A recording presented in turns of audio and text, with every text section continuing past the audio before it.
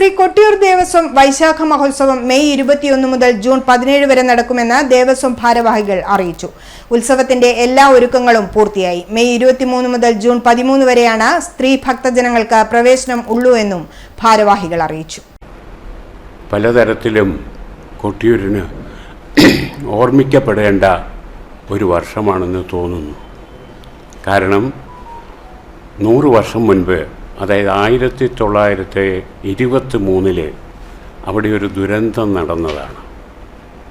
ഇന്ന് കാണുന്ന കൊട്ടിയൂർ എല്ലാം ഒരു വലിയ മലവെള്ളപ്പാച്ചിലിൽ ഒന്നും കാണാത്ത തരത്തിൽ അന്നത്തെ ഉത്സവം കഴിഞ്ഞ് പോയതിന് ശേഷം 1 മാസത്തിന് ശേഷമുള്ള മഹാമാരി ആ ക്ഷേത്രത്തെ മുഴുവൻ മണ്ണിൽ മൂടി ഇട്ട ഒരു അവസരമായിരുന്നു.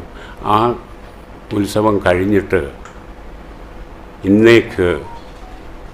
ഇന്നത്തെ നിലയിൽ ഈ ക്ഷേത്രത്തെ വീണ്ടും രൂപപ്പെടുത്തിയിട്ട് 100ാമത്തെ വർഷമാണിത്.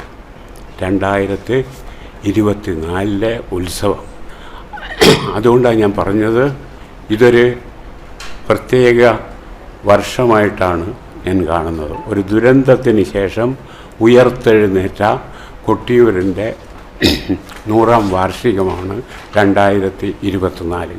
കഴിഞ്ഞ വർഷം 800ഓളം വാഹനങ്ങൾക്ക് പാർക്ക് ചെയ്യാൻ സൗകര്യം ഒരുക്കിയിരുന്നു. ഈ വർഷം ഇതുകൂടാതെ 1500 ചെറിയ വാഹനങ്ങൾക്ക് പാർക്ക് ചെയ്യാൻ 4 ഏക്കർ സ്ഥലം ഒരുക്കിയിട്ടുണ്ട്. 2023 വർഷത്തെ വൈശാഖ മഹോത്സവ കാലത്ത് അഭൂതപൂർവമായ ഭക്തജനത്തിരക്ക് അനുഭവപ്പെട്ടിട്ടും വലിയ പ്രശ്നങ്ങളില്ലാതെ നടത്താൻ കഴിഞ്ഞിട്ടുണ്ടെന്ന് സംഘാടകർ അറിയിച്ചു. മെയ് 23 മുതൽ ജൂൺ 13 വരെയാണ് സ്ത്രീ ഭക്തജനങ്ങൾക്ക് പ്രവേശനമുള്ളൂ. തിരക്ക് കണക്കിലെടുത്ത് ഭക്തജനങ്ങളെ നിയന്ത്രിക്കുന്നതിന് 1500ഓളം വിമുക്ത ഭടന്മാരെ വളണ്ടിയറായി ചുമതലപ്പെടുത്തും. അക്കരെ കൊട്ടിയൂരും ഇക്കരെ കൊട്ടിയൂരിനും പുറമെ കൂടുതൽ കേന്ദ്രങ്ങളിൽ പ്രസാദ വിതരണത്തിനും വഴിപാടിനും സൗകര്യമൊരുക്കും. അന്നദാനത്തിനും ക്രമീകരണം ഏർപ്പെടുത്തിയിട്ടുണ്ട്. കുടിവെള്ളം, ആരോഗ്യ സംരക്ഷണം എന്നിവയ്ക്കും സൗകര്യമൊരുക്കിയിട്ടുണ്ട്. വാർത്താ സമ്മേളനത്തിൽ Kottiyoor Devaswom chairman KC Subramanian Nair, executive officer K. Gokul, Raveendran Poyilur, N. Prashanth തുടങ്ങിയവർ പങ്കെടുത്തു.